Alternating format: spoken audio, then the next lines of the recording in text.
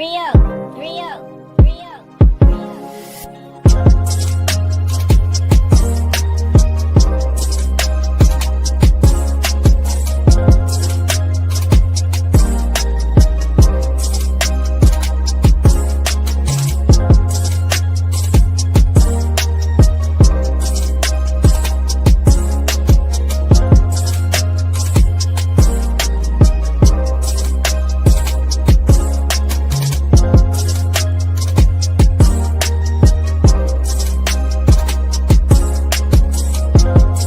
Wagwan people, like and subscribe to Anfield Uncle Rodz channel. Show some love, you never walk alone.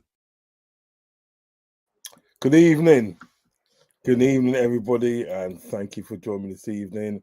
Make sure you like and subscribe to the channel.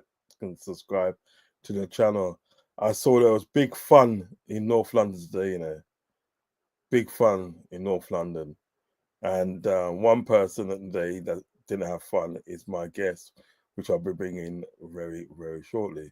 But in the meantime, please do not forget to like and subscribe to the channel and hit the notification button, and you will be notified when I go live. Big up Fuzzy and the panel and the chat.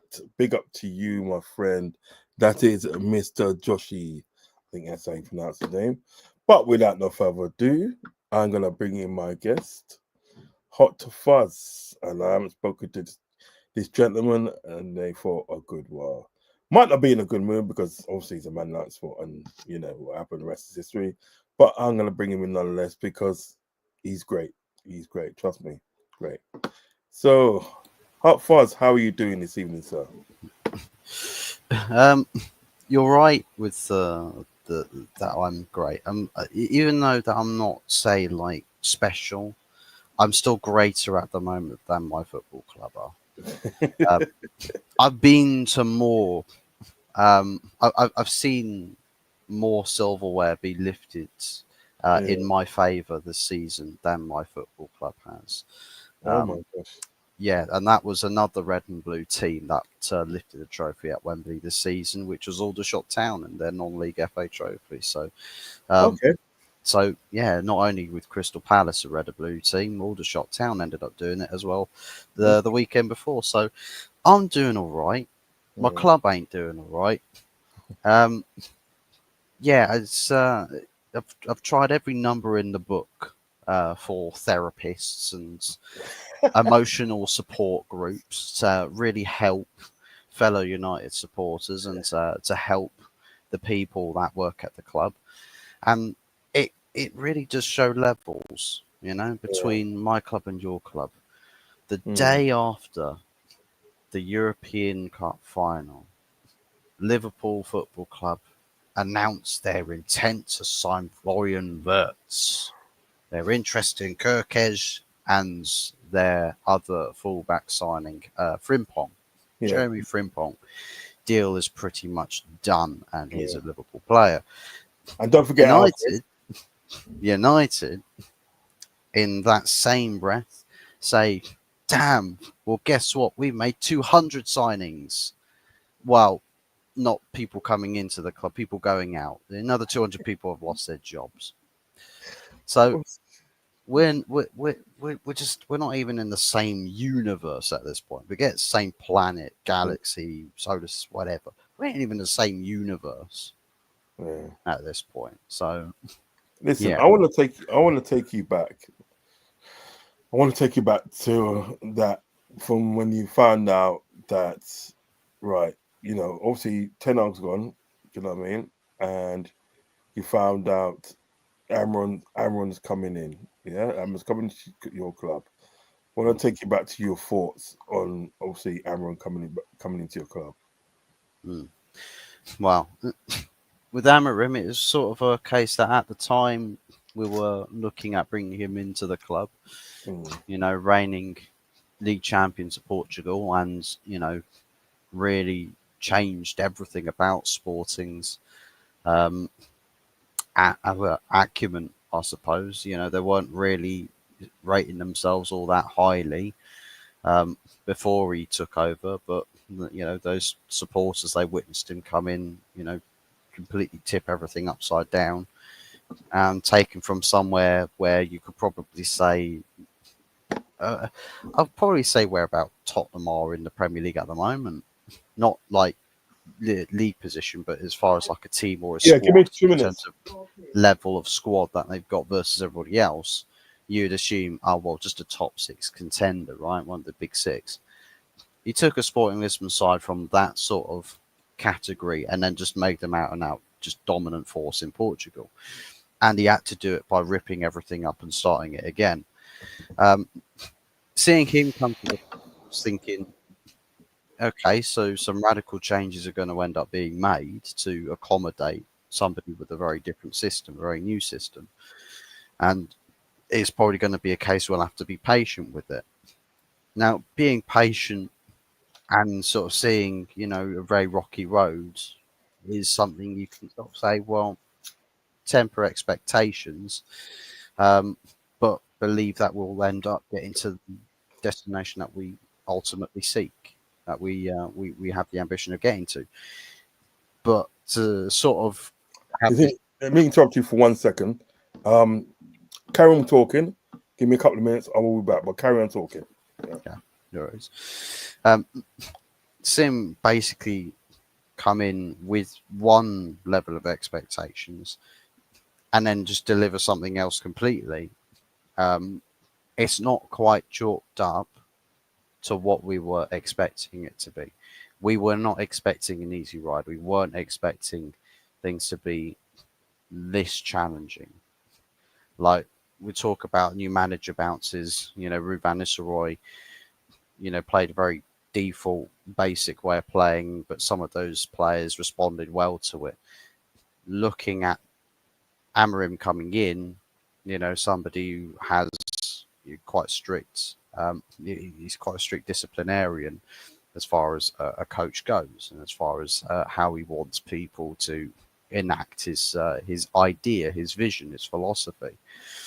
Um, and ultimately, it's like we've seen two worlds just collide between a world of players and club versus coach and then fans. But in the same breath, we've, as fans, have seen where Amorim's felt that pressure, and I think with that pressure is probably overcooked in various aspects, like team selections and game management with substitutions and everything. And people say, how frustrated we are that it doesn't change when we need to change. Like if he just played more basic football, we would be better off in the league. And it's like that we can agree with if Amorim was not somebody that was highly sought up. Like we weren't desperate to have him.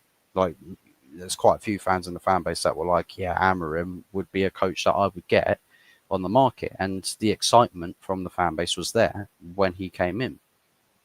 A lot of people who were saying, yeah, look, this guy, he could be the guy to take us to the next level. The only problem was that we were not expecting as much damage to occur in the process of that. We were not expecting to be set back as much as we were. But it's not just, I think Amorim on his lonesome, right? I think fans understands that we had this dilemma with Ten Hag that we need to think about other areas of the club to change before we think about a managers and changing the coach. But I just feel like with everything that's occurred with this ownership as well, has really skewered a lot of people's visions and outlooks with, giving Amorim not just any essence of time, but we've got people asking whether, what's the point in backing him? Like, why would we spend any money on him? And it's like, well, that's a crying shame because we went from it being a, let's see what you can do with this team to, well, this team, the players in this team, they're not his signings, they're not suited to his system. Let's wait for him to get his own players. Go from that stage to a stage of, well, it doesn't matter. He shouldn't need to have his own players to play any decent style of play. And it's like, we've seen these players as a common denominator with previous coaches not performing. It's like it's become a personality trait for some of these people that they don't want to perform, that they just don't want to give for a manager that comes in and pushes them. If anything, it's like a power dynamic that they should be the ones to push the manager. And you see it from the way, it's like with the recent reports where I think it was Samuel Luckhurst said, many sources in the dressing room say they can't understand why Amorim is so obsessed with his system. And it's like, why is anybody at this club talking about a manager and their system? It's their job to actually figure out the approach to a game plan. It's their job to come up with a system of play or an idea as to how they want to play, to come up with tactics and organisation. And then it's the players' jobs to the very best of their abilities to enact that.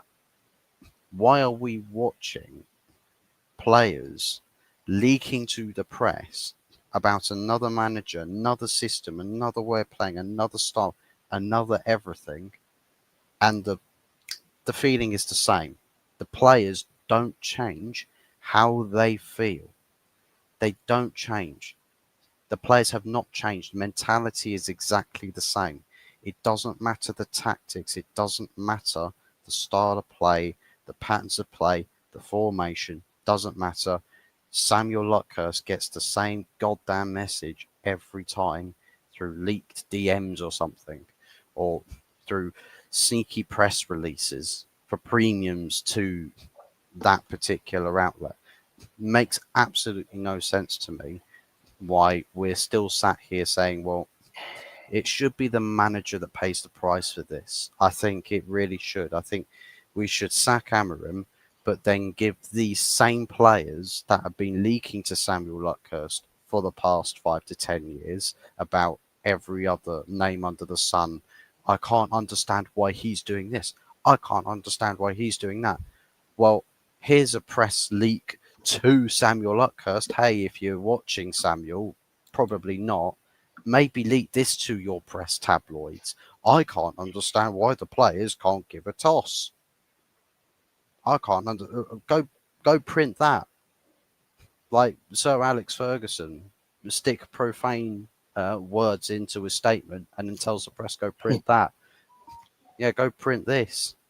I don't get it. Why some players are taking liberties and have been a part of a squad that has been the worst performing squad since the early 70s in top division of football. The last time we finished this low was the 72-73 season where we finished 18th. And then the following season, we finished 21st and got relegated. Right, yeah. That's the last time we finished this low in the table in top division football. And we've got players out here who have played for 3 different managers this season, and they've complained the same way for 2 of them. The third guy didn't stick around long enough for them to complain to Samuel Luckhurst again. And that was Ruud van Nistelrooy. I just want to say to Anthony Herbert, I'll go, Anthony, the link's in the chat. So if you want to come and join the conversation, the link's up there. Click on the link and come and join the conversation, bro. You're most welcome. I think that was from my channel, so I don't think it will have the link. Okay. So if you go to Uncle Rod's channel on his end, there should be a stream link to join. So if you want to jump on the panel, then yeah, I'd love to have him in. I'd love to have him in. I just think, you know what it is, right? I really do think that they should have stuck with Ten Hag. I think they should have stuck with Ten Hag at least to the end of the season. Do you know what I mean? I think that was a bit of a rash decision in saying, right, you know, we're going to get rid of Ten Hag. Do you know what I mean? And like, you know, get Amron in. Now, don't get me wrong. I like Amron. I even want him at my club. Do you understand what I'm getting at, right?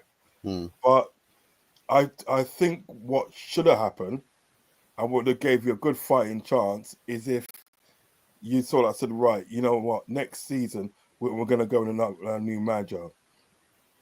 So what you then do, you give sort of like, you literally give, was it Ten Hag this season to sort of like do what he can do. Do you know what I mean? Yeah. And if he fails miserably in the league, excuse me, and he doesn't win the Europa Cup, because I think really and truly, right, I'm not being funny, I think that Ten Hag would have won that Europa Cup. I think that Ten Hag would have won that Europa Cup, because look what he's done, right, since he's been there. First season, won the League Cup. Second season, won the FA Cup. Mate, the only thing that comes next is the Europa Cup, or, you know what I mean, a major, like a major competition that you're in. That's what comes next. Do you understand what I'm getting at? I just think it's a bit too rash, because he's come to a team, right, where, I'm not being funny, the people in the team, they don't give a shit.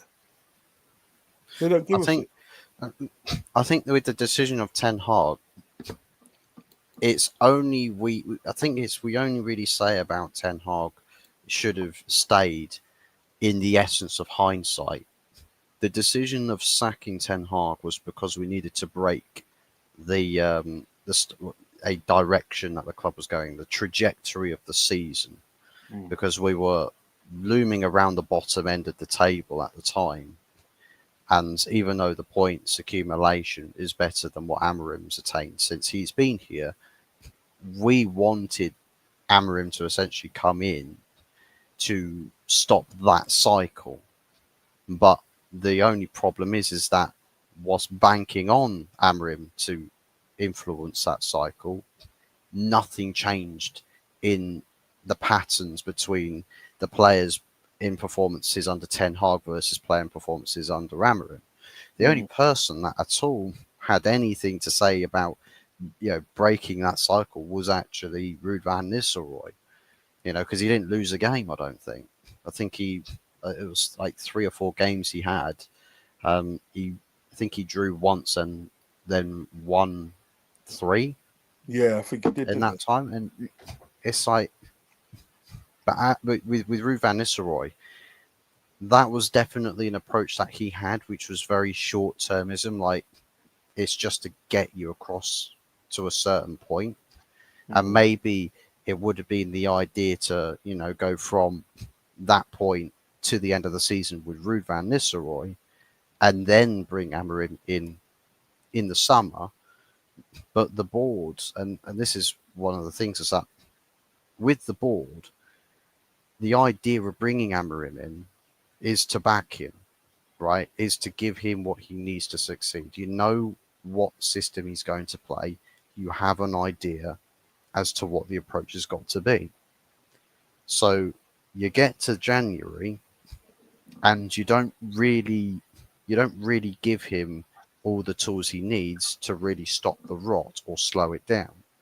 You give him one 20-year-old left wing back and Arsenal Academy graduate Aiden Heaven, everything, and that is it. Like, that's it.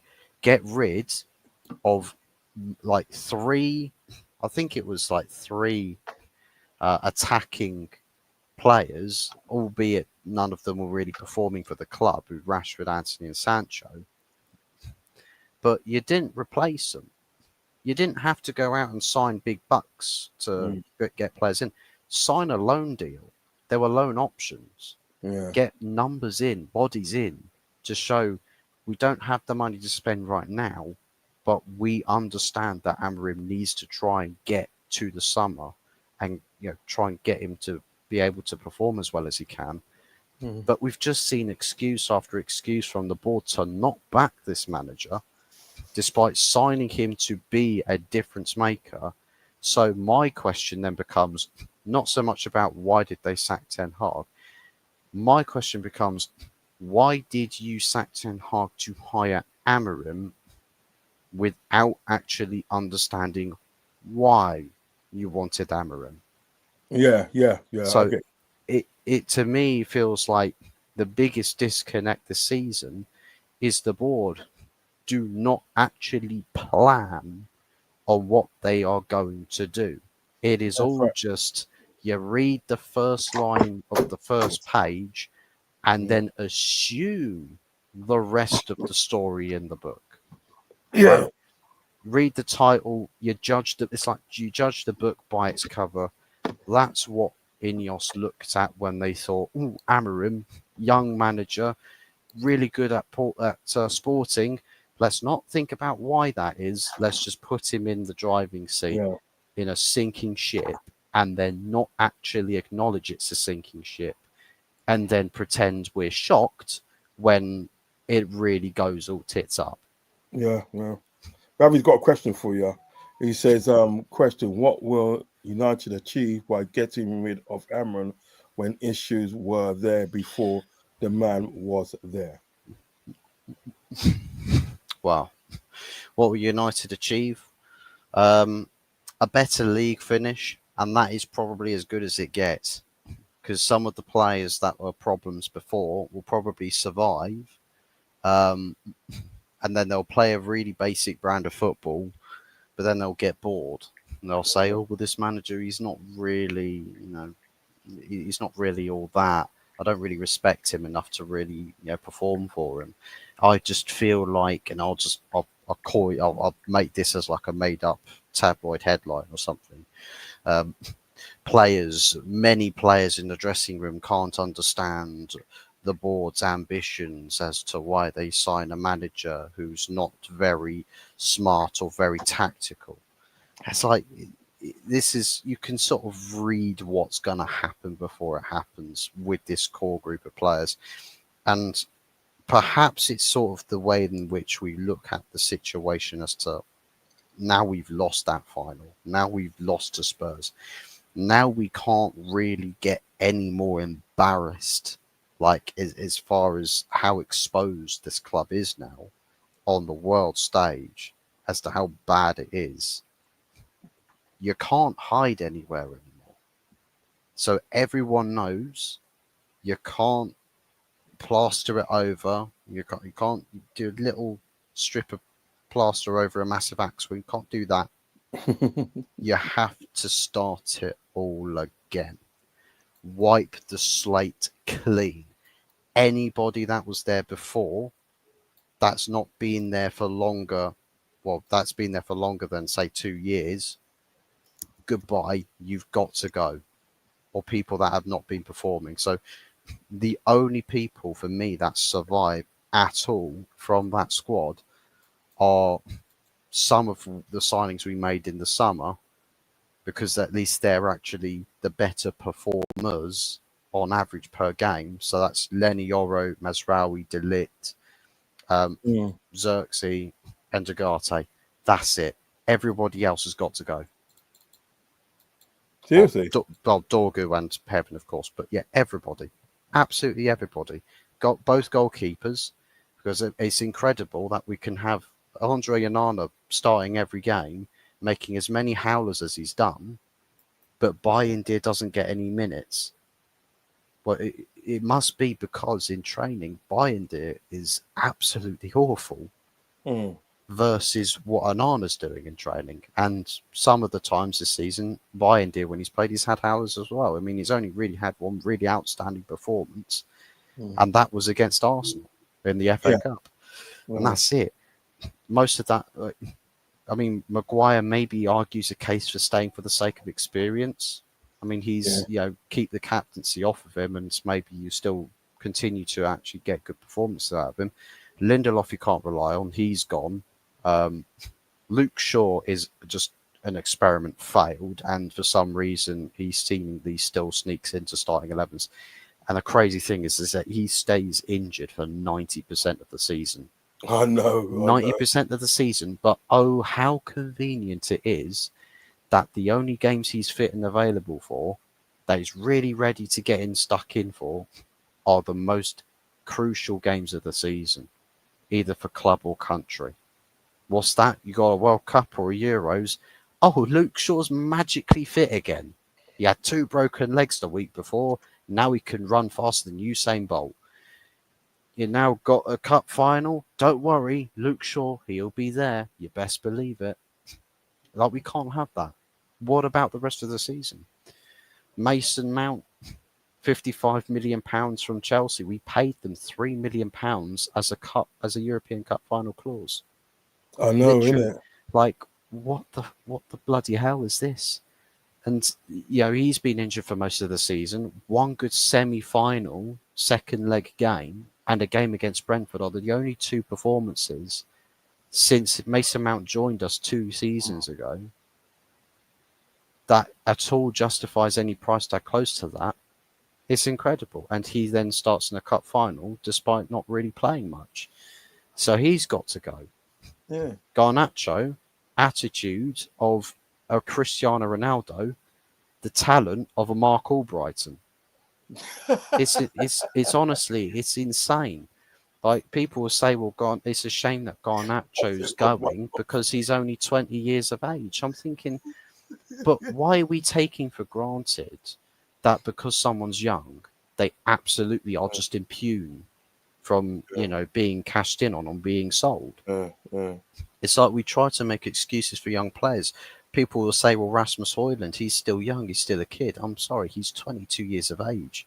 How many other strikers in world football at the highest level at 22 years of age play without so much as a clue like he does, and actually makes chances harder for himself to convert for the sake of the cameras? I mean, the best chance he's had in that game against Tottenham was that header that Van der Ven cleared off the line. Another header he did was a side-on ball coming towards him. Normal players just, it's relatively low height. Let me chest control it and strike it on my right foot. But he's there. He instead of matching trajectory of the ball, sends his body past the trajectory of the ball, and then goes, now I'm going to extend my neck to wrap my head around it. What technique is that? So your body's going that way, your head's going that way, and the ball's right in the middle. What technique is that? He doesn't use his head, and I just don't think he's got any football intelligence. He literally doesn't use it.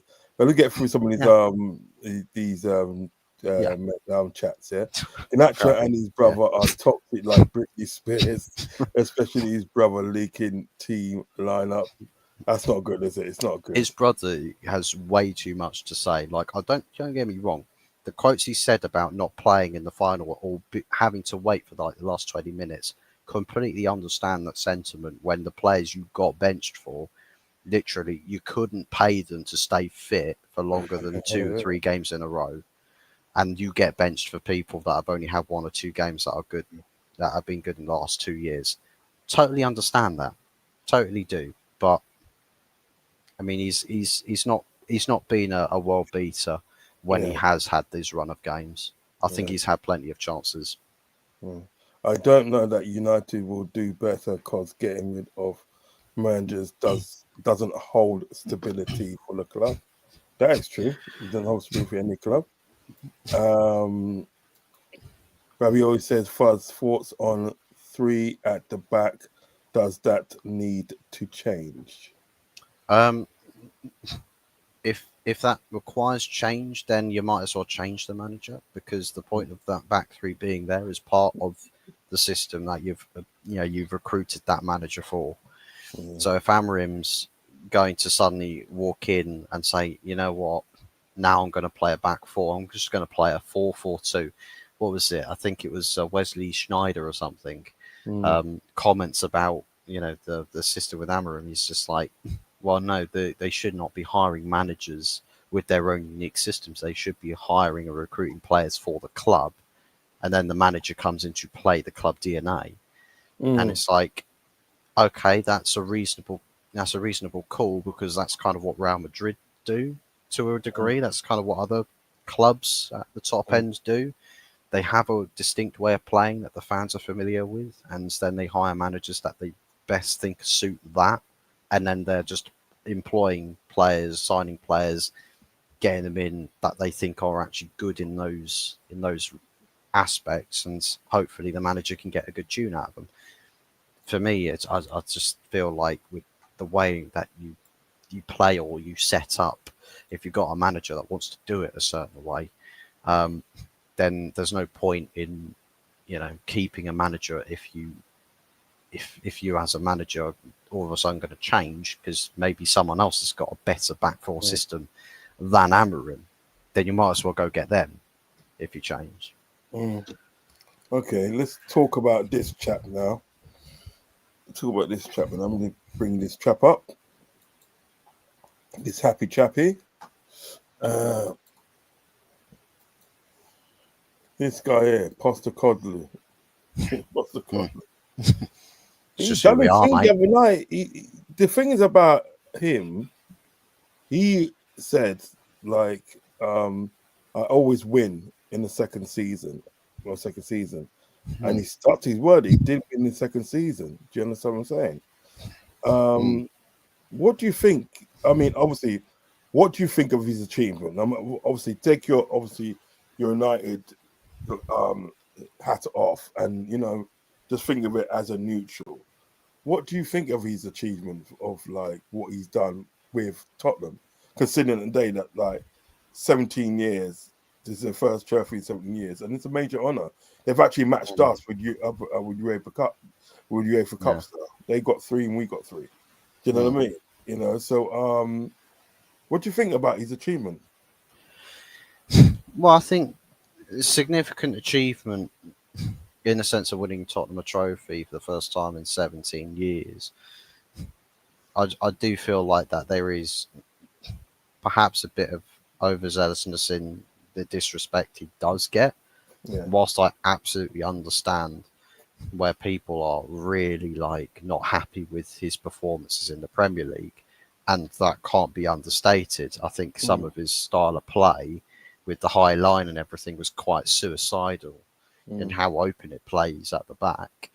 But he's shown in winning the trophy that he is capable of setting up a team to just win. And, that's, you think about how Jose Mourinho made his bread and butter, how other managers in the past, I mean, George Graham 1-0 to the Arsenal, didn't play anything spectacular, didn't play anything special, but you just play to not get beat, and you use the quality in the team to get that goal and then defend on it, that goal or two. And Ange Postecoglou has shown that you can just do that, and it is possible. So I think it's probably just the case that with Ange Postecoglou, he wants to do things a certain way that I don't think is going to keep him going at Tottenham for too much longer. But he is capable of actually getting a job done if he so sees that is the best opportunity. And I think with a trophy win, that's probably bought him, next season at the very least, unless they go into this league campaign. And I mean, with Champions League football, you won't have the same level of fortune if you don't improve that team, or if you stay quite open at the back. You're not going to be afforded as much of a luxury with playing easier teams like you have done in Europa League, because that's the blessing you get. You don't get the Champions League relegated sides coming down into Europa League to knock you out of the group stages, So you can make it to a final, even if you don't really deserve it, if you know what I mean. So I think with Ange Postecoglou, I think it's, you'd say he'll absolutely take that in the blink of an eye, just to sort of get some of that pressure off of his back. I think he will have breathed the biggest sigh of relief anywhere else in the world. And I think Ruben Amorim, if he was the champion of the Europa League, he might have felt the same way. He probably would have breathed the biggest sigh of relief. But the winner takes it all in this regards. But it's his prophecy. I called it the prophecy versus the club football heritage. Is United's heritage winning cup finals. Tottenham's manager is got the judge. Always win a trophy in the second season. Do you know what it is? That's a big old trophy, though, isn't it? Fuck me. It's a big old trophy. So what went wrong for you that night then? What went wrong for you?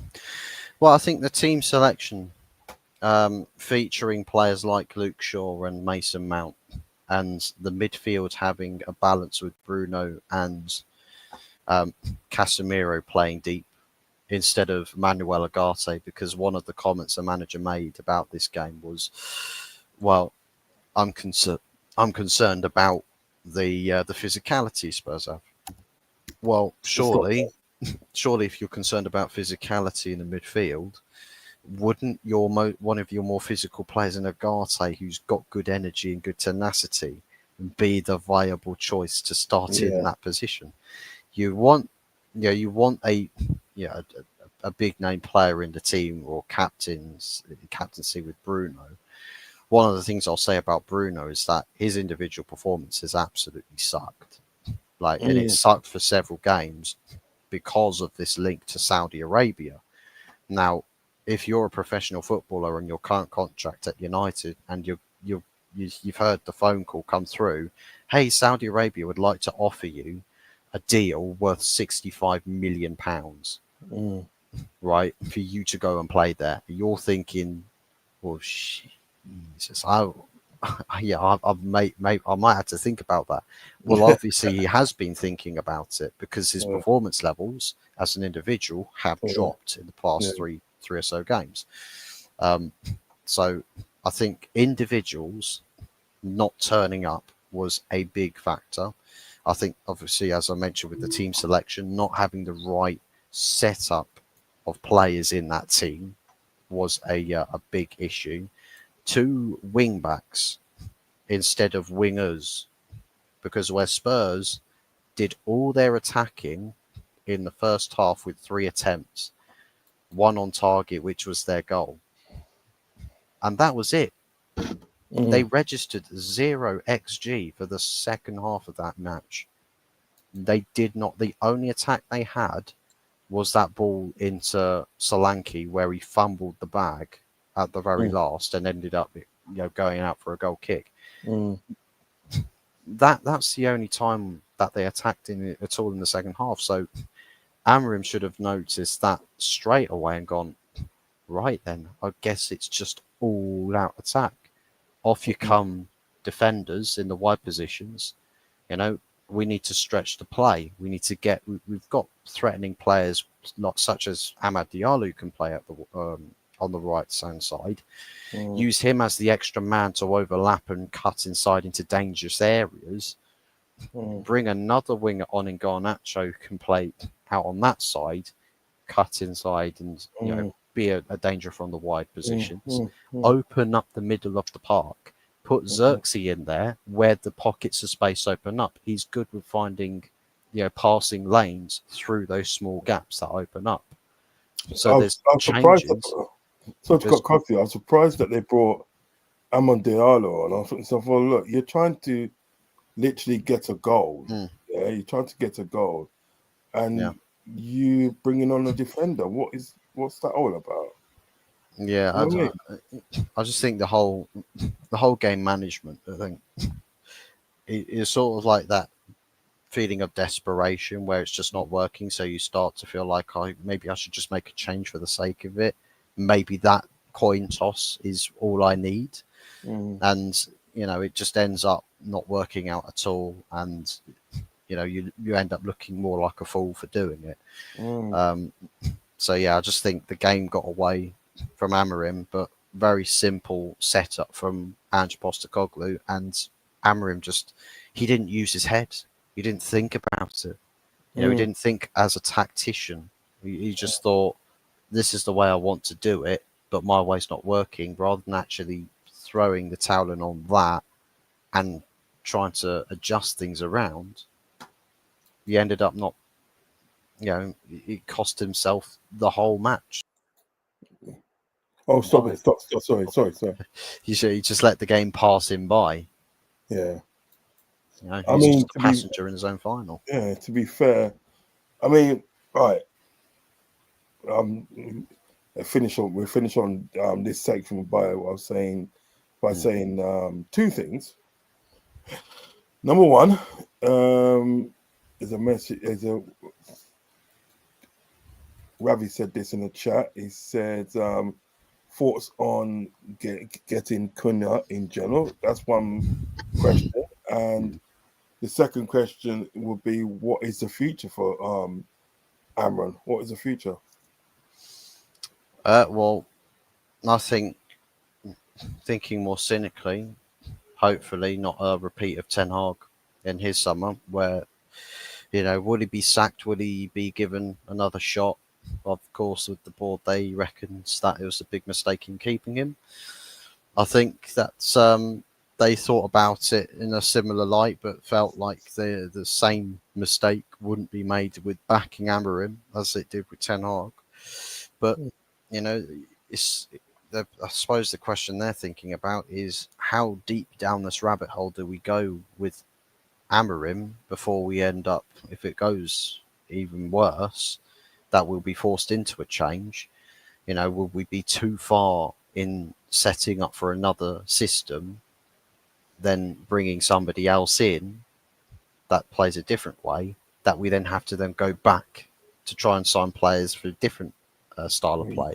So I think with the future of Amorim, I think he will want to have a pre-season. One of the things I can't understand with this pre-season or training or stuff like that is actually this end of season tour. Like, we're flying to play 2 games in Asia right in between the end of the season and then the internationals.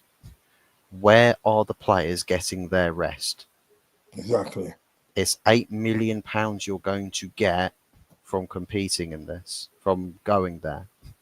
£8 million, is it worth it jeopardizing player fitness going over the summer?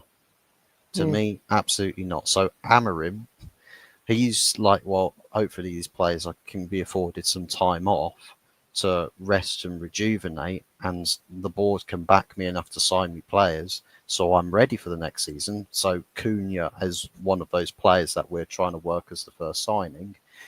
We need attackers that can create as well as score, but can do it in and around the box, not wingers that are playing in inverted positions that, they see a single sighter goal and they're shooting from about 30, 40 yards. You need somebody that's going to get you closer to that goal, but it's good with creativity under pressure, holding onto the ball, play better possession ball further up the pitch. And, Cunha has demonstrated, various aspects of that whilst playing for Wolves, who have played similar formations, and he's played in various positions in that top front three. So he's capable of playing in this system. It's just, just with Cunha, for me, I think Cunha and then go straight after Cherky. Cherky's available for a cheaper price. You can more than afford to do that. That's another player that plays more advanced, creator, is capable of finishing, and is another body in that position that can help the team play better further up the pitch. Better support for your striker as well. The only bad news about that is he says he wants to come to Liverpool. Wow. Depends if Liverpool reciprocate that, because that's the thing. You'll hear a lot of this. It's like Oshman.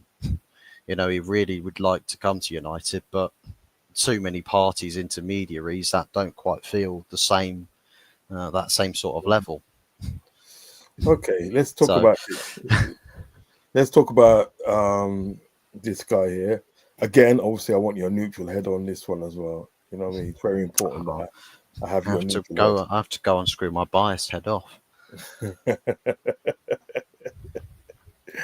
All these lot, you know what I mean? Now, this is what, obviously, the theme of the show is obviously the greatest season ever. Because, I just think the people that probably weren't meant to do things have done things. You know what I mean? Eddie Howe at Newcastle, Oliver Glasner at Crystal Palace, Postecoglou, the Bologna manager, I can't remember his name, but the Bologna manager, beating Milan, AC Milan in the final. Do you know what I mean? Now, these are things that, that the fans did not expect. Fans of all across the board did not expect to happen, but it happened. Do you know what I mean? And I just think it's made it the greatest season because of the fact is that the usual suspects ain't winning it. Do you know what I mean? They're not the people that you feel that should win that you think is going to win it. I've won it. Even the League Cup, when we lost to the League Cup to Newcastle, right? Many people had us down. Many people had Liverpool down of winning that cup final, but we never. Arsenal won it. Fair play. Newcastle won it. Fair play to them. I don't know why I say Arsenal, because Arsenal ain't winning nothing. No. No, he said that Anti's going to come in like Miley Cyrus on the wrecking ball.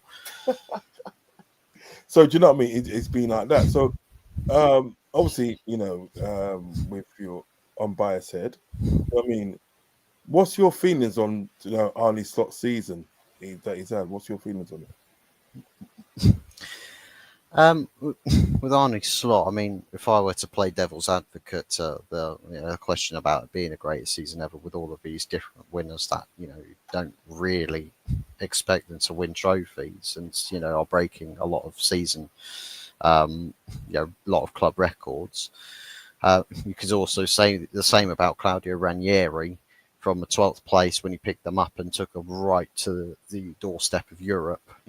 Very good recovery there, also in Italy. So that's to Claudio Ranieri for that.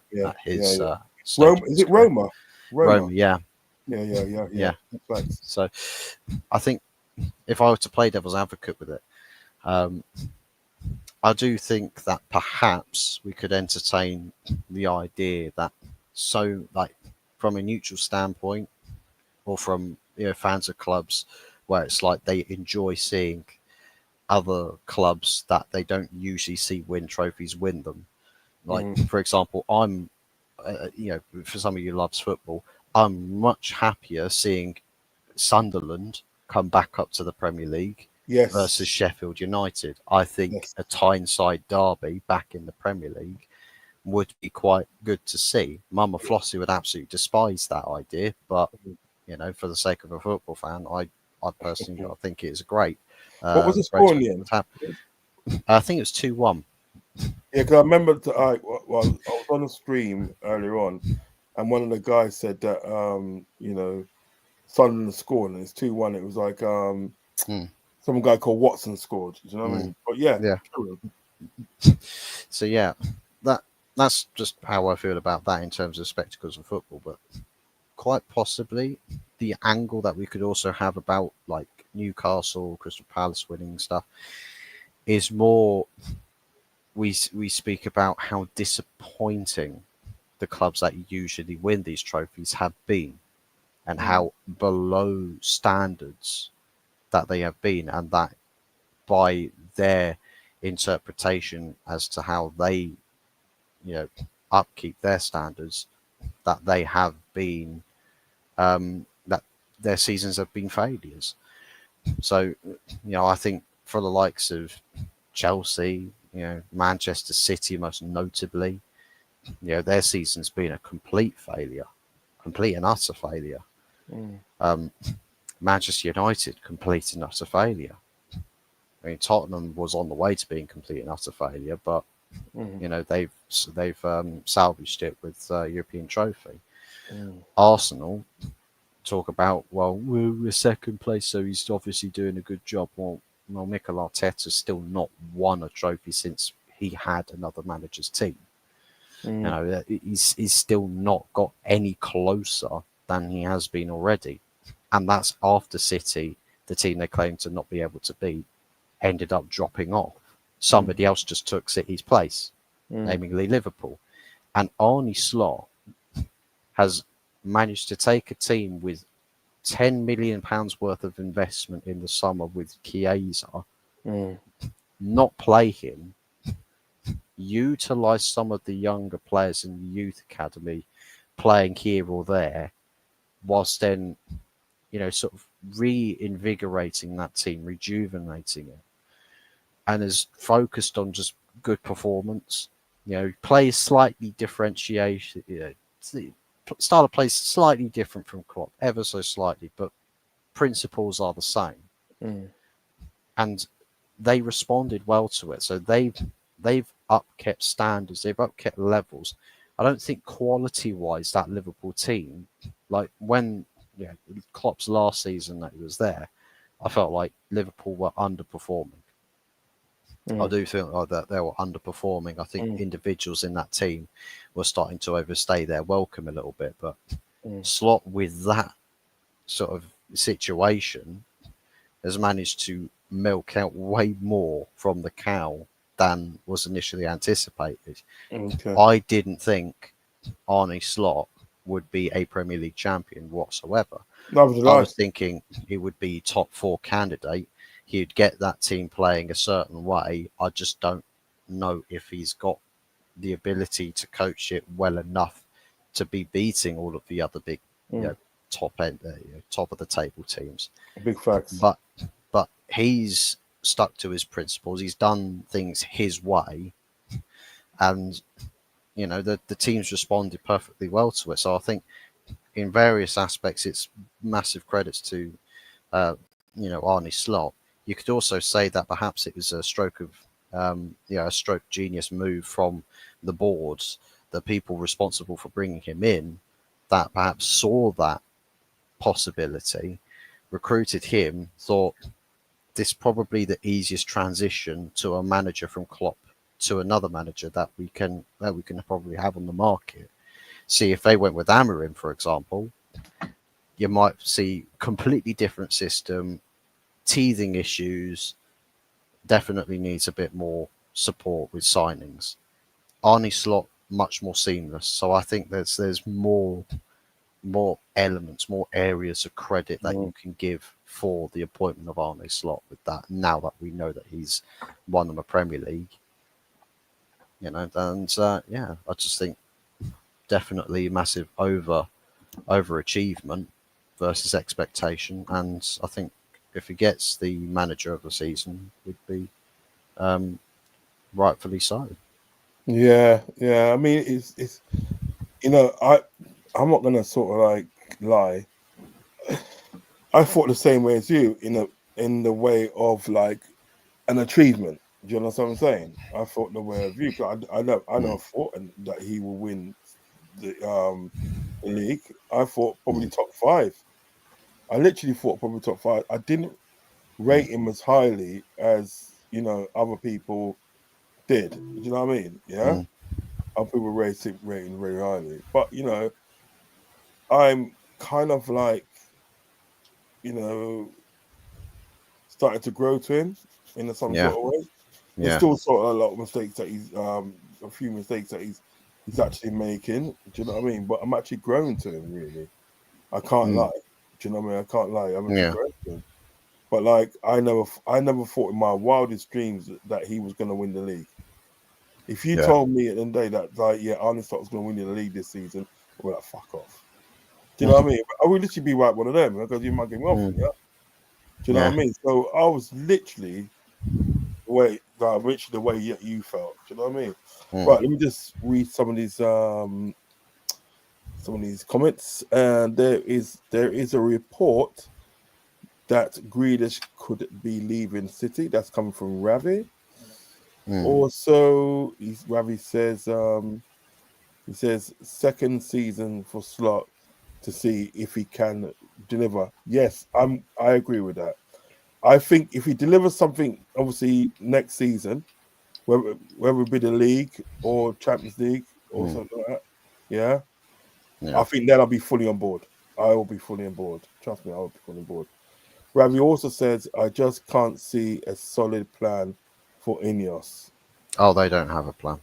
Yeah. They don't.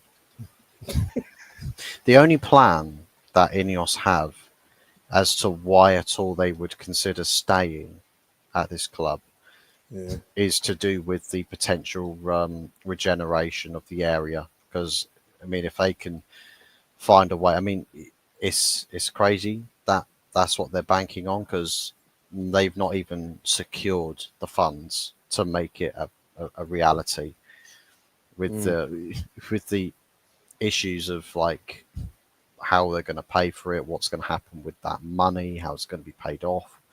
They're planning to load the club with even more debt and use the same accounts that have been paying Glazer debt interests.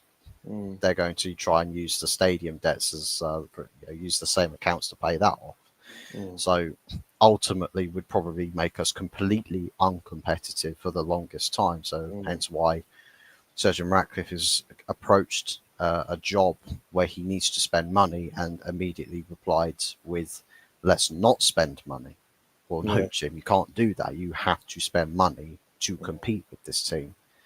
You Mm, can't come to Manchester United and say, well, United's success has been spending money. Well, we're not going to do that anymore. We're going to do what, say, a Brighton would do, but not even in the sense that we do it like Brighton, but do actually a lot worse than Brighton. So, mm, like, Chelsea will do what Brighton do and will do it, relatively well, which, by the way, is an absolute disgrace. They shouldn't be trying to be like Brighton. They should be trying to be like Chelsea Football Club under Abramovich. Um, Manchester United aspire to do the same sort of thing.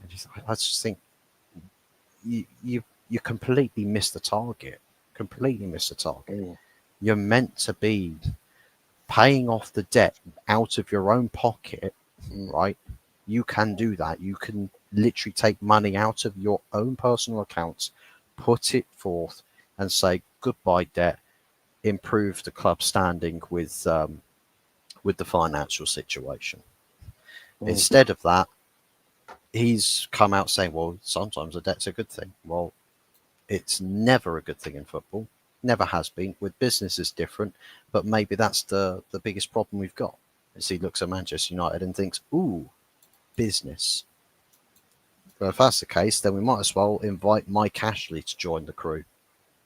I mean, he'll probably sink it at the same rate he's sunk every other business, such as his Sports Directs and House of Fraser. But it is what it is with that. But they're banking on this stadium plan. Nothing's confirmed with that, but I know a lot of people will say, no, it's not happening. But I think, given how unstable times are, I do think conversations are happening amongst the same Qatari consortium that tried to take over United in the first place, talking about, well, let's keep an eye on how things proceed here. Yeah. Because I reckon the second that Sir Jim Ratcliffe gives this slightest indication that he might back out, there goes the Glazers' meal ticket. And the Glazers, stayed on simply because they got the meal ticket in Sir Jim Ratcliffe. Or if he disappears, well, you're back to dire straits. Well, Qatari, well, they're sat there waiting for you to slip right into. Maybe they backed off to play this long game to ultimately get the deal that they want, instead of the Glazers waiting for somebody to take up and give them what they want. They're going to play the long game and say, well, enjoy your fun for now, but I think you'll come back to us when you realise that it's not all sunshine and rainbows, allowing somebody to share your bed with you instead of, I'll buy your bed, I'll make it a super bed, but you can now go back to your home and enjoy your own homely stays and homely leisures. Meanwhile, we'll turn this place into a palace. Yeah, facts. Ravi says it's about time United get on to the trust or traders.com and give United a lick of paint. Nick knows he's looking for some work. He can fix United up. Nick knows, Don't talk about United and paint, because they tried to repaint Old Trafford at one point and they ran out of red paint. So the job was half done. You could see it where they were painting red on one of the upper echelons on the outside. Half of it was a new coat. The other half was just messily incompleted. It was really awkward. They laid off a lot of staff, didn't they, recently? Yes, they 200. did. 200. Yeah. Ravi also says, he goes, United miss midfielders like Carrick badly. Yeah, he was a ball, actually. Stephanie Griffith. Big up, Stephanie. Says, big up, Fuzzy. Big up, Stephanie. Hope you enjoying the stream so far. Do you know what I mean? And if you like more content like this, please hit the like button and hit the subscribe button if you have not subscribed, and also hit the notification button and notify when I go live. And she also says, big up Rodz as well. Oh dear, this thing won't come up. Oh, 1 second. That's it. Yeah, she goes big up Rodz. Right, let's talk about this guy here, Mr. Eddie Howe. Let me just put his picture up. This might be really hard to do. I'm just trying to get this thing up. It's being silly. He's like, if you click it twice, it comes up and then goes off again. It's really being silly. Oh, yeah, Eddie Howe. We just talk about Eddie Howe. What do you think of Eddie Howe? His achievements of Eddie Howe this season. What do you think?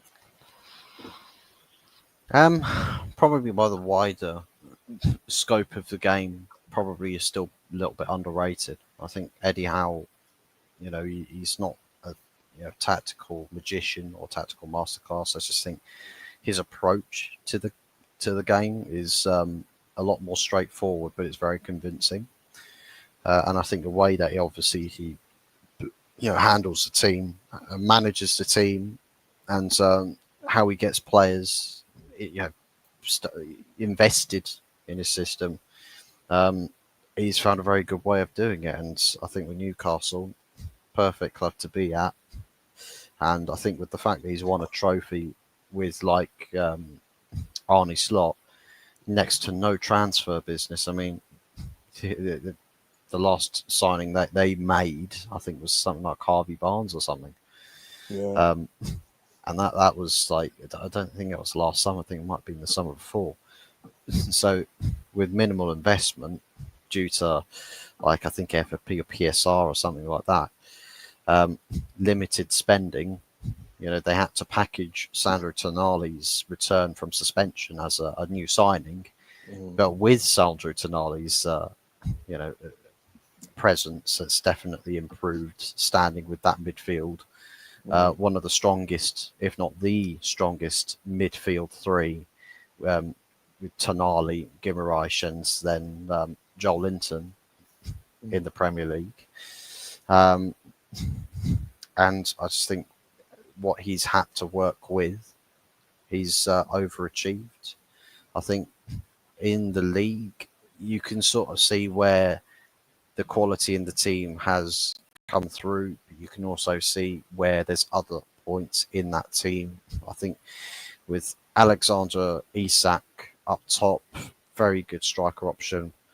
The plan B doesn't really get a lot of goals with Callum Wilson. Used to score some more, but I don't think he's finding quite the same level of impact. I think they're probably looking to shift things around there.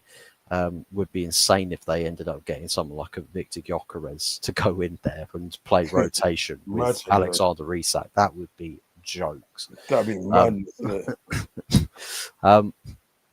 Miguel Almiron, they let go but didn't really bring anybody in, so they've been using Jacob Murphy down on the right hand side. That, to be honest, is like again Mark Albrighton. Not really that much ability, probably a thereabouts championship grade, but sometimes he really hits the sweet spot because when you're confident, you've got a lot of momentum, you can do some crazy things on the football pitch.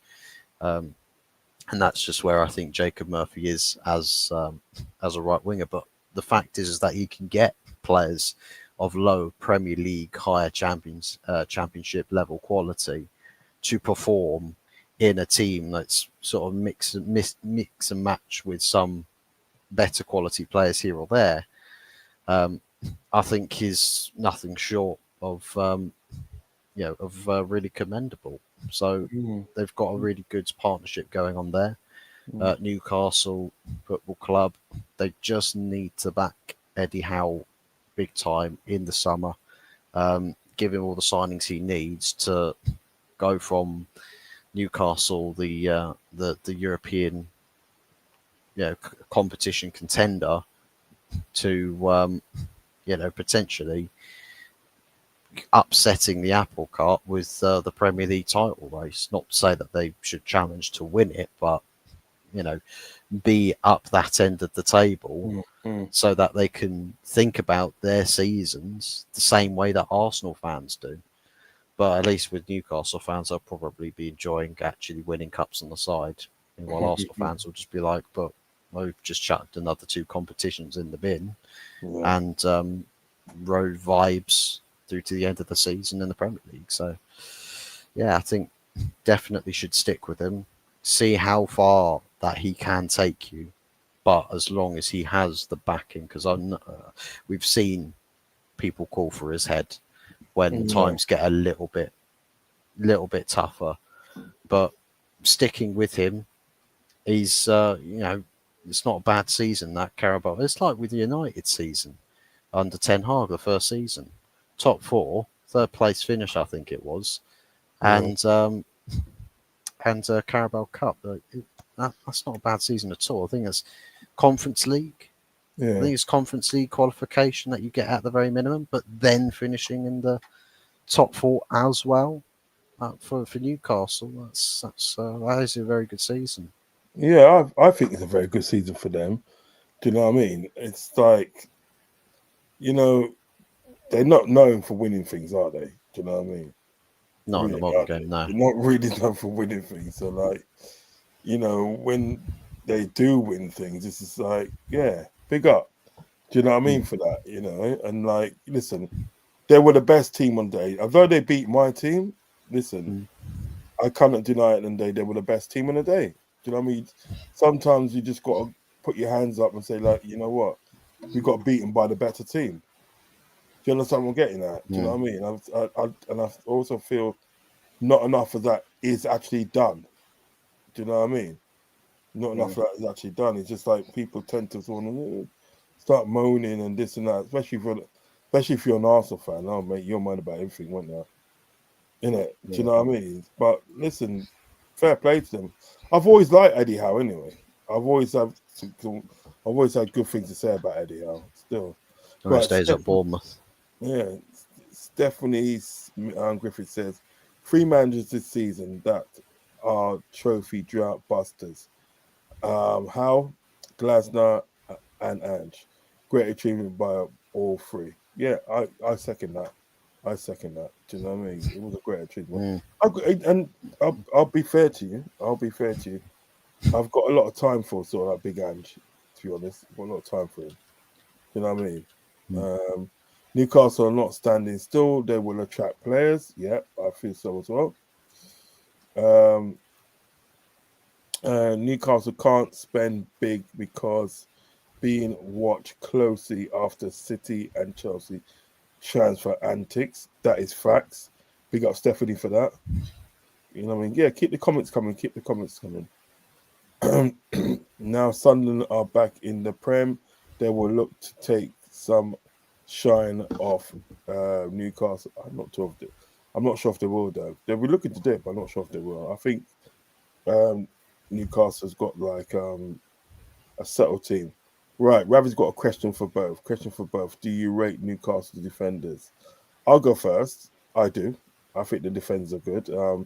We was in for Sven Botman, but decided to go to Newcastle. They have got a good defensive line. Do you know what I mean? When you look at it, but on their day they can play well. I mean, Dan Burns, you know what I mean? He came back from sort of like Brighton to play for his boy club. Do you know what I mean? You know, just had his contract extended as well. Yep, and with the likes of as I said, we like Sven Botman in there. Do you know what I mean? You know, what's that guy? Is it Jacob Murphy plays left back? Who plays left back? They've either got Lewis Hall that plays there from Chelsea, or it's Lewis Hall's back at Chelsea now. Well back at Chelsea now. Yeah, I was just trying to think who the other. I think it was actually Dan Burn that was playing down on the left-hand side at times. I think otherwise it's usually Lewis Jacob Hall. Murphy, innit? Isn't it Jacob Murphy? No, he plays right wing. Okay. There was a player that we were supposed to buy, but he ended up going to Newcastle. I can't remember who he played, but It wasn't Tino Livramento, was it? Oh, they got him as well. They got Tim Livramento. He plays fullback, but they got another guy as well that plays fullback. So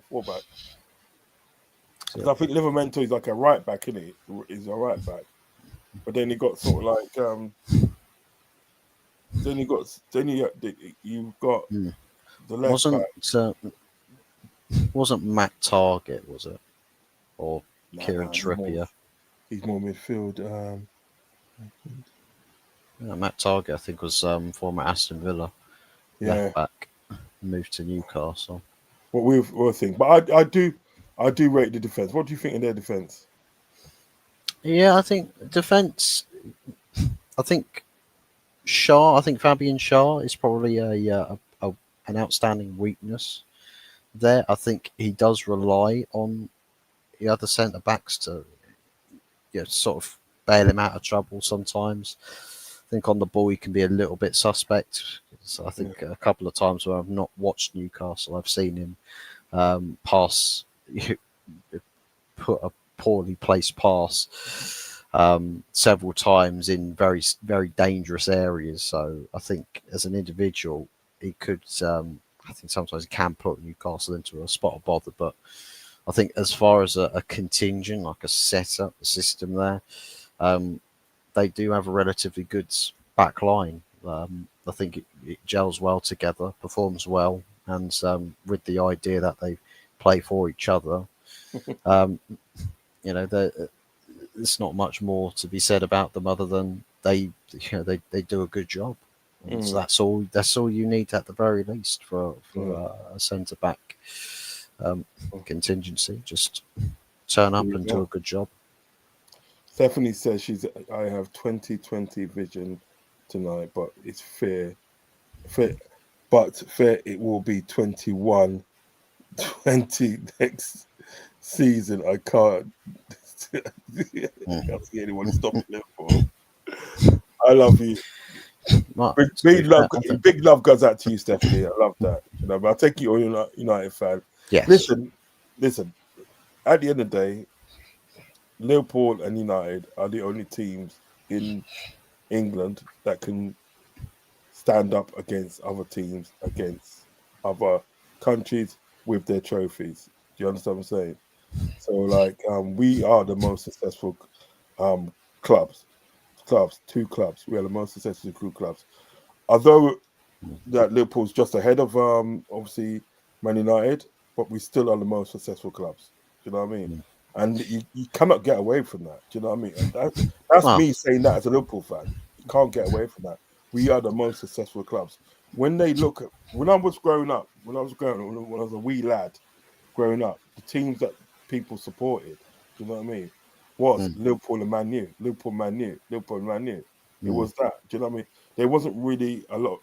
There was talk about Leeds as well, but there wasn't really a lot of talk about like Arsenal, Chelsea, and this and that. Do you know what I mean? It was Liverpool, Man U, because we were the teams at the day that had the most heritage. We were the teams at the day that done shit. Do you know what I'm saying? You know. So listen, at the end of the day, right? You know what I mean? If I put my footballing head on as a footballer neutral, I hope at the end of the day that sort of like Liverpool sort of like get back, not Man United get back to sort of like how they were, because at the end of the day, it's a good rivalry then. I would love to have a Manchester United versus Liverpool fixture at Old Trafford and at Anfield, where both teams are competing for the Premier League title and are both on it. Like that would be that would immediately, I think, become the most fiery fixture in the whole of the English football. Easily, Old Firm get out the way, Tyneside get out the way, and North London Derby get out the way. That would be fire. That would be. Listen, you got me licking my lips for that one. That'll be fucking fire, boy. That'll be fire. Because I remember when we played you in the Europa Cup. When we had just 2 games in the Europa Cup, and the days of Bob and Farida and Coutinho and that. Do you know what I mean? Even that was kind of fire in itself. But just imagine competing for the English title. Because I always say it in the day, right? Listen, I've said to my friends, yesterday, obviously when we got the news of like Verts coming in and so forth, I said, listen, if Arne Slot for the next 6 seasons just wins the league, I will be happy. Because I always feel that the league is your bread and butter. That is your bread and butter. Do you know what I mean? That's what you're judged on. Do you know what I mean? Yeah. You know, it's the league.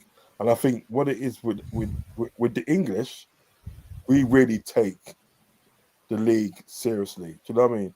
I think other countries, they might take it seriously to a lesser extent, unless your name's Real Madrid and all you're sort of like concerned about is winning sort of like Champions League, right? But we usually, at the end of the day, take these things at the end of the day very seriously when it comes to sort of like the league. You know what I mean? And so like, I think at the end of the day, that you're right. If Liverpool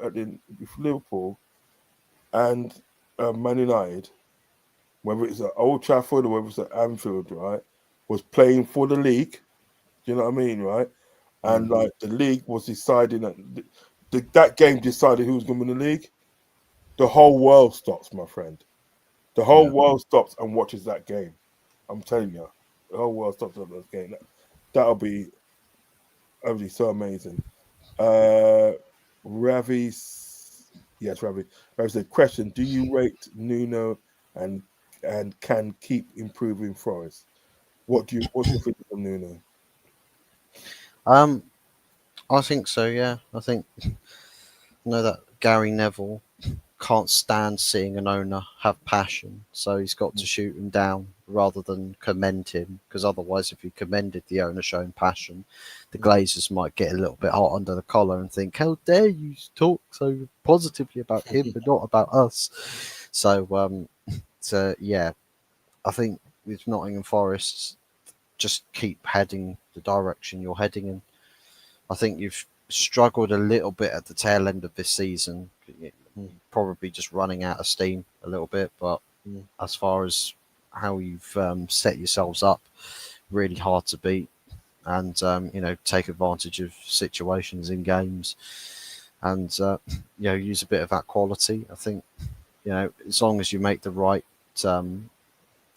signings in the summer, then I think next season's going to be a kick on from that. I don't know whether points wise you'll have the same fortune or the same luck, but I think maybe you'll end up playing a slightly bit more expansive style of play. Maybe you'll see, rather than it just being a sort of sit back and then counter attack, maybe you'll see a bit more sort of you're coming out to play against the oppositions. But if not, then I suppose it's the old trusty, reliable way of playing. And yeah, I think with Nuno, it's just keep going, see how far you can get with it. Yeah. Stephanie says Newcastle are a very powerful and physical, strong team. That is true. I think that's probably another reason why Eddie Howe, is such a good manager with them. He's understood that he understands the Premier League as to what's required to actually be a better team in it. So he's focused on having a very physical squad, very physical, lots of energy, and you see it does show in games. Yeah, it does. It does. Stephanie also says Manchester Derby and the Merseyside Derby are nothing compared to United Liverpool fixtures. Yeah. That is true. I'm afraid to say that is true. Do you know what I mean? Because Merseyside Derby at the end of the day, right? We don't really think of them as a rival. We don't really think of them as a rival because, like, we all know the story of like Liverpool and Everton. It was like back in the day, there was only one team in Liverpool. Back in the 1800s, there's only one team in Liverpool, and that was Everton Football Club. Yeah, and Liverpool was born out of Everton Football Club. Do you know what I mean? Because what it was, they put the rates up on the ground. So, and one of the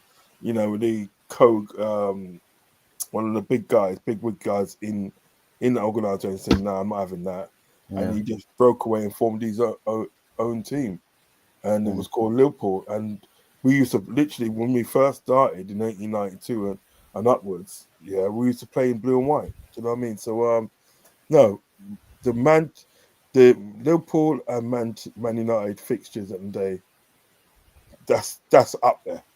That's up there. That's up there. That is up there. Seriously. I think it's just with location rivalries, like geographical rivalries, only sort of get you to a certain point. You don't really hate other clubs that are close to your club any more than a certain level. I think it's with United and Liverpool, it's a rivalry that's really been born out of success and history in achievements. So we hate you because of how successful you once were, and also now how much you're getting into it now. You hate us for our era of dominance that came after you dropped off. And it's sort of come from that, and it's sort of intensified over the years. But then when you get to a point where it's just you weren't, it's like that awkward pocket where United weren't winning trophies, you weren't winning trophies yet. That sort of point of where we were sort of crossing over club path trajectories, that was just sort of like it dwindled a little bit, the rivalries then, because it was just who had bragging rights as to who won the games that season.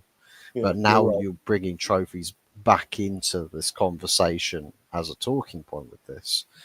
It feels like now that's where, you know, the United fans are going to start getting a lot more emotionally invested in this game, because it's like, oh, these Liverpool bastards have been winning Premier League titles, and they're going to come to Old Trafford, cake the away corner with 21 times Liverpool, and it's going to take the piss out of Man United or something, or 20 times at the moment, but probably to be 21 times, because Pep Guardiola is having an absolute brain aneurysm at the moment with his Manchester City project.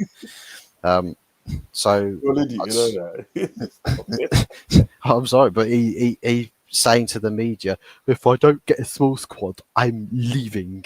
I'm going back to Barca.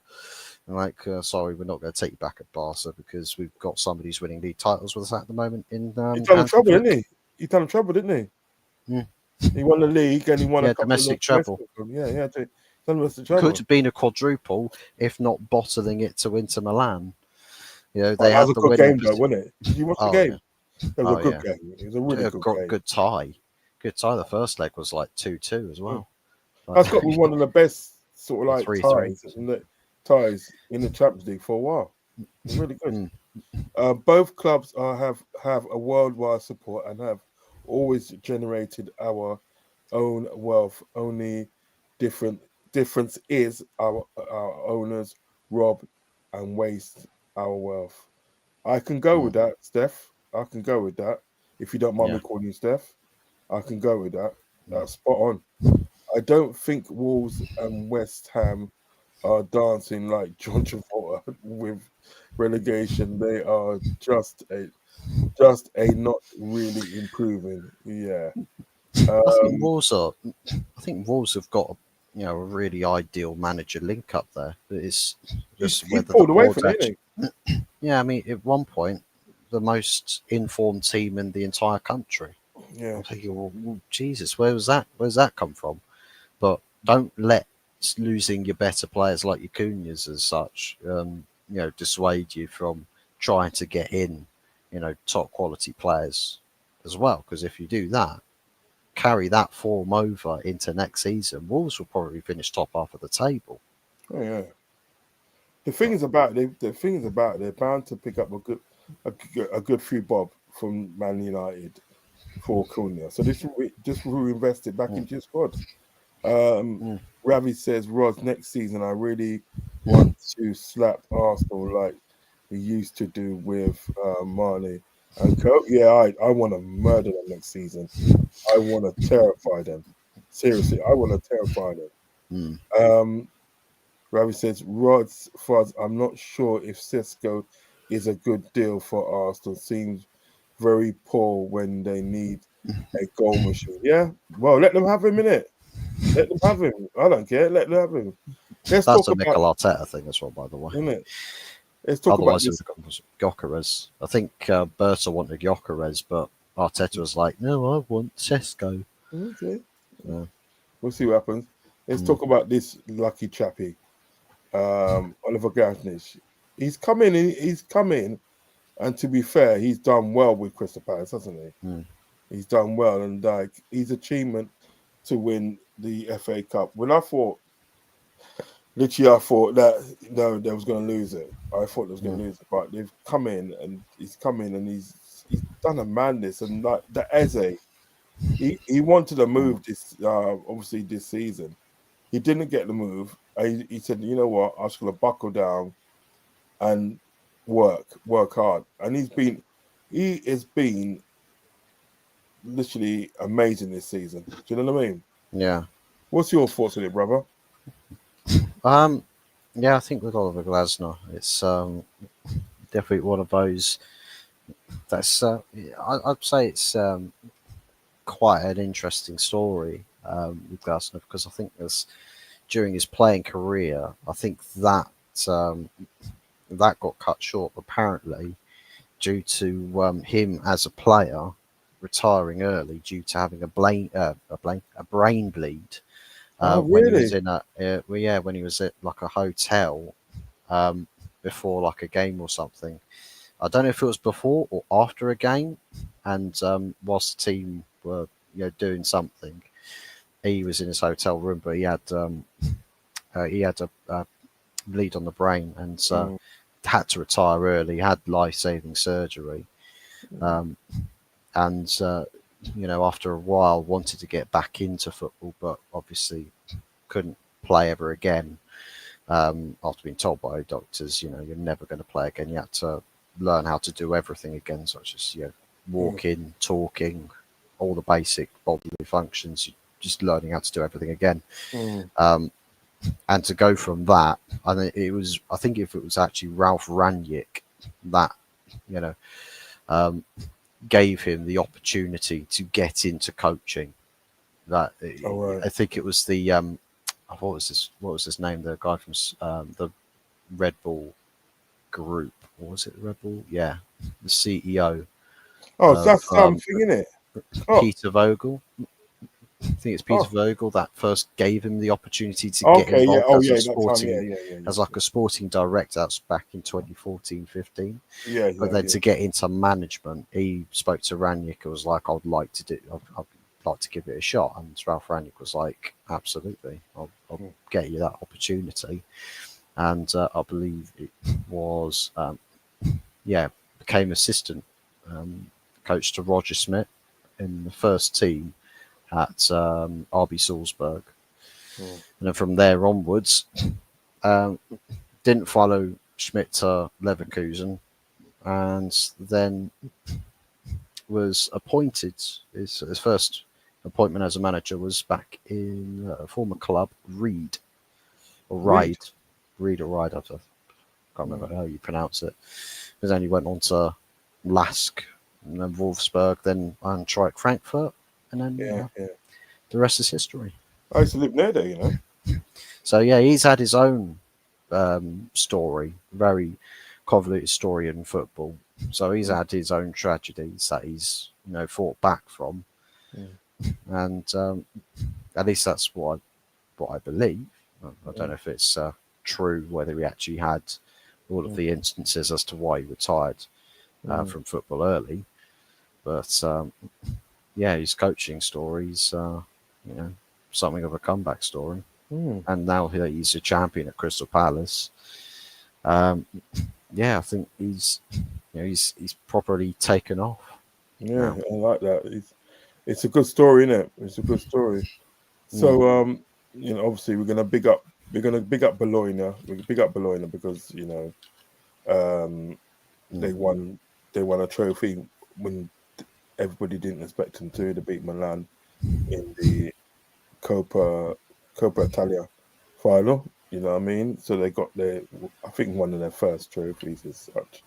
Do you know what I mean? So big them up.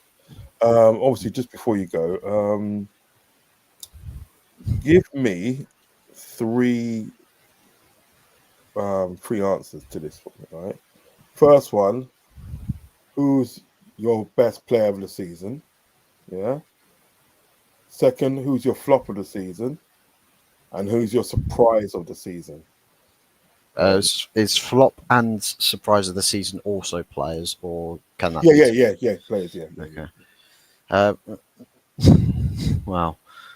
Best player of the season. Let's just see.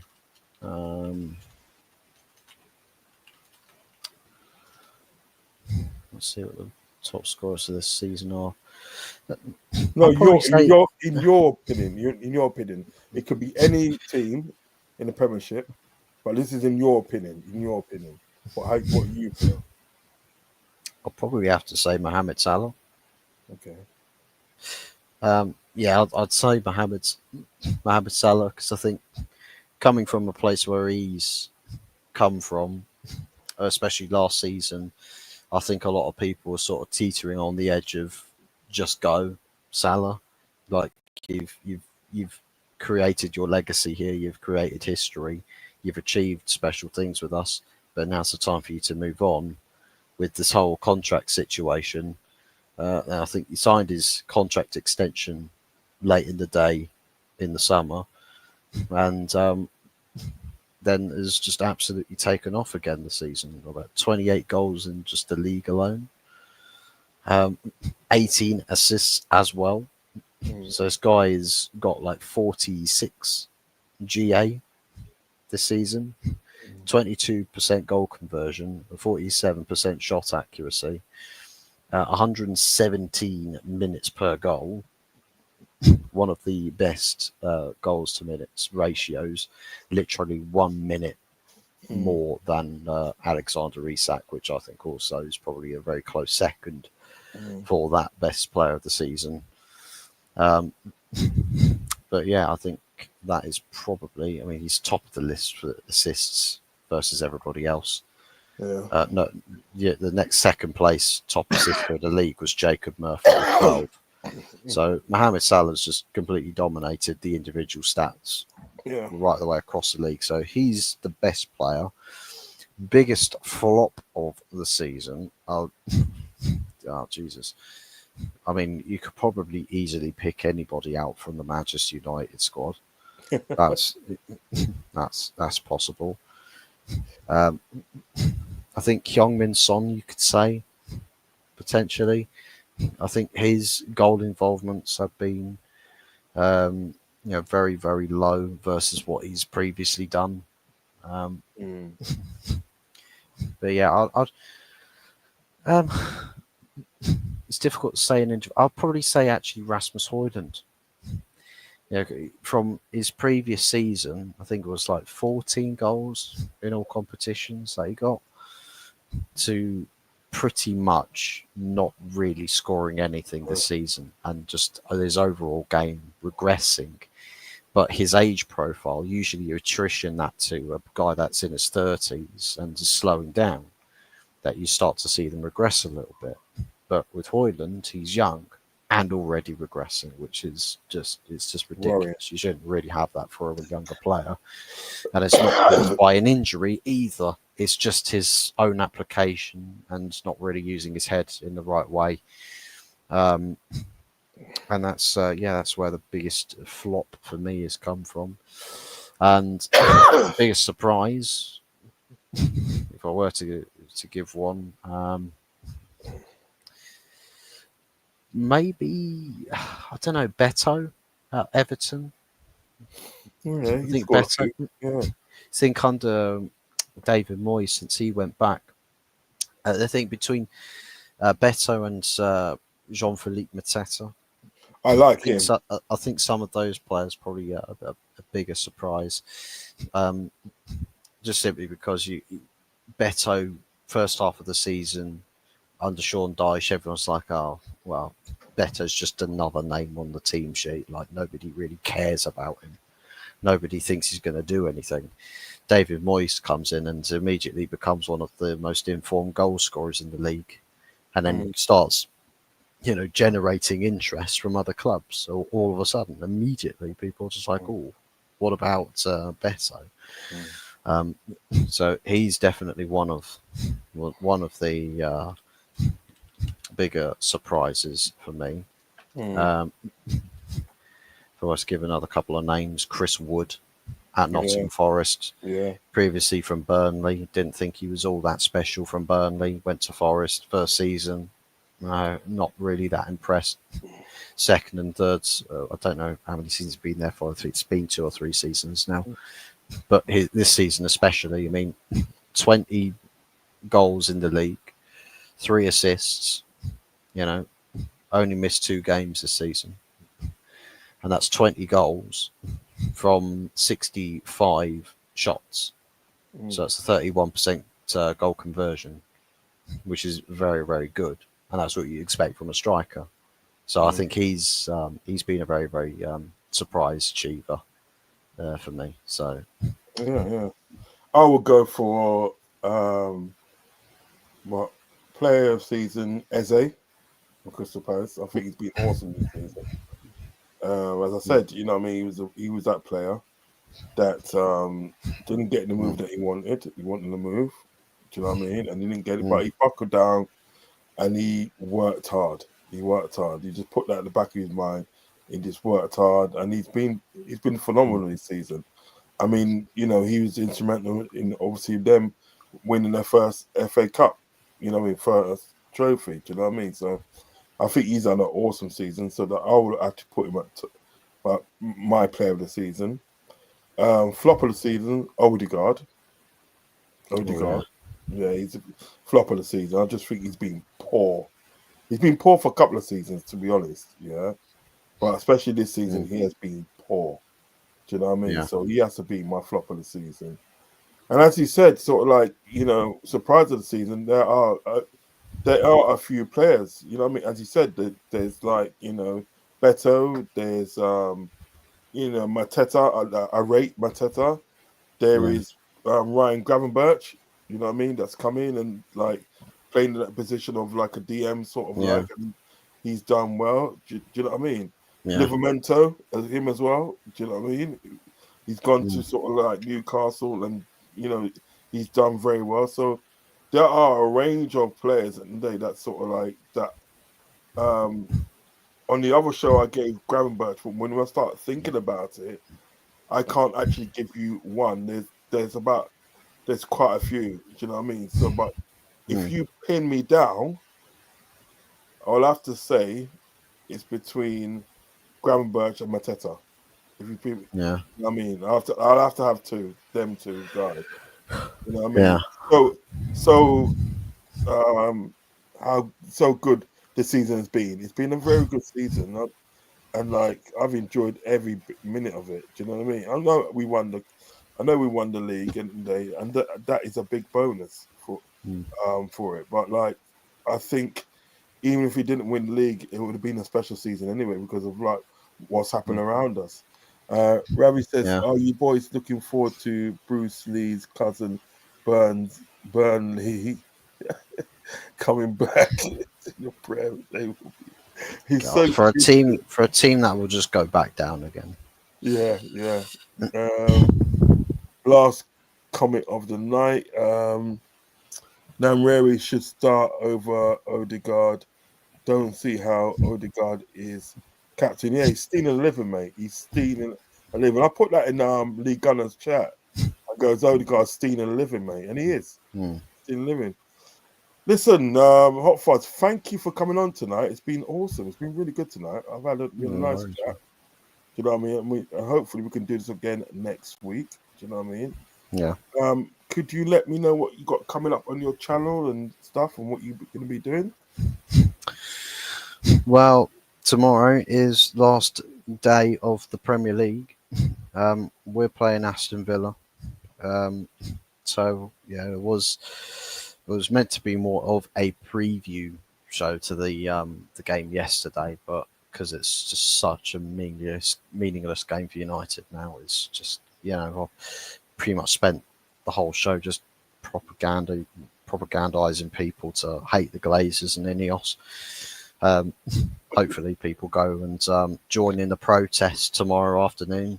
Tollgate, 3 p.m, kickoffs at 4 with the 1958. They'll be stringing that up.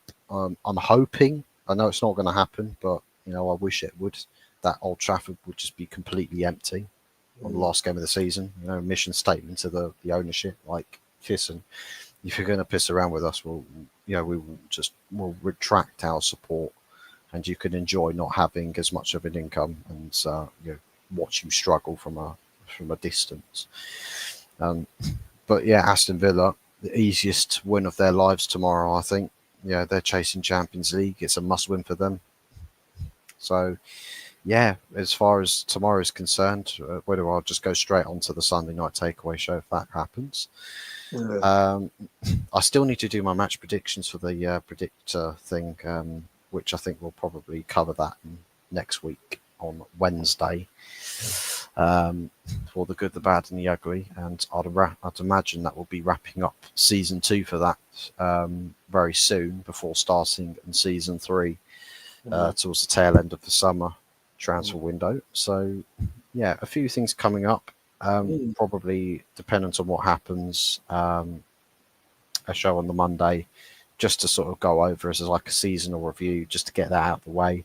Yeah. And then it would be just more focus on transfer talk and business we do. I might see if I can jump on that show tomorrow, the Sunday night. Yeah, if you're doing that, you're not doing that tomorrow.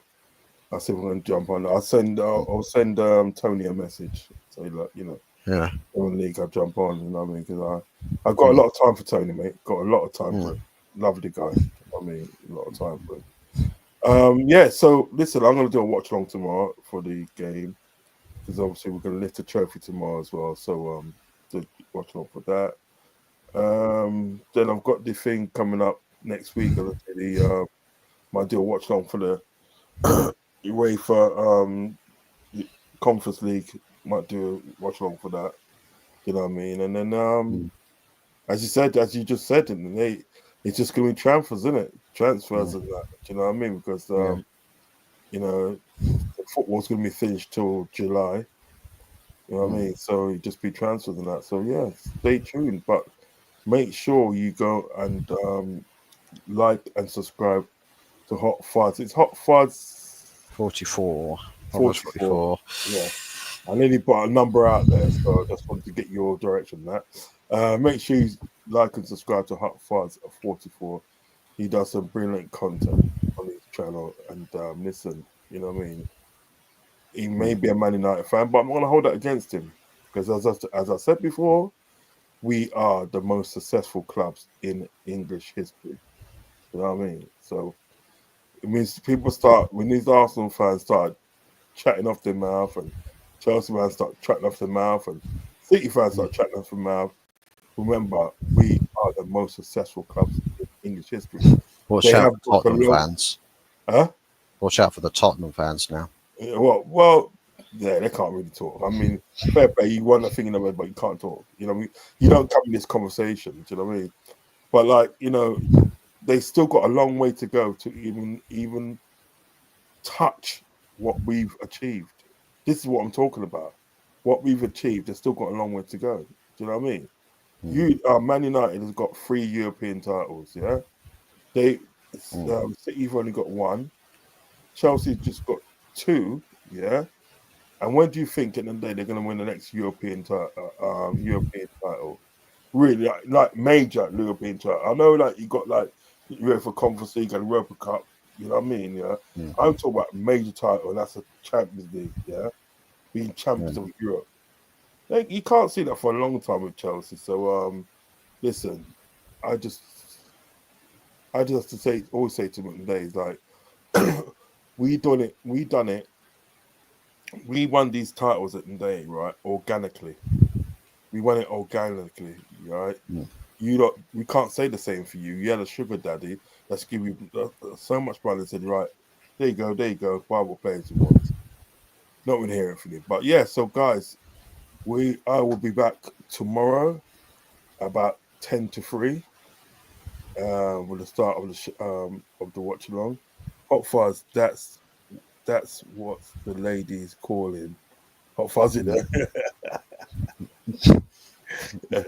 So yeah, I will see you guys tomorrow. David, get me started on this Donna Cullen, because a lot of people are just like, oh yeah, it's Donna Cullen. Oh, it's Donna Cullen's your girlfriend. Like, no, Donna Cullen's not my girlfriend. It's literally a bloke from the southern hemisphere. I don't know if they're Filipinos, Indians, Bangladeshi. I don't know. I've seen a picture of him. Literally has the full package downstairs. Not a woman at all. So, literally. So, less said about that, the better. The better. Listen, right. I'll see you guys later. Hot Fuzz, thank you for joining me, sir. And I'll be in contact in a week, and we can set up obviously the show for next Saturday. Do you know what I mean? But yeah, thanks for joining me, and hopefully I should see you tomorrow as well. Do you know what I mean? On the show tomorrow. That Donna guy has been blocked on lots of channel. I'm not surprised. I know it's been around on Lee's channel. Not seen Donna around there. Sava, the Foot Heritage TV, tried to do that weird thing, trying to chat him up as well. Oh, no, allow that, man. No. I ain't feeling that. Enough said. So, guys, thank you for joining me. Enjoy the rest of your night, guys. Please enjoy the rest of your night. Stay safe and stay blessed. Me and Hot Fuzz are out. Bye bye now. Take care. Take care, guys. Bye bye. Cheers.